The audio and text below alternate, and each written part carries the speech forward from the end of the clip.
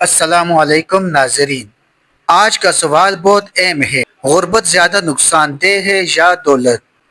دیکھا جائے تو دونوں آزمائش ہے، لیکن اسلام کی روشنی میں اصل معیار ہے کس نے ان دونوں میں صبر اور شکر کا دامن تھامے رکھا۔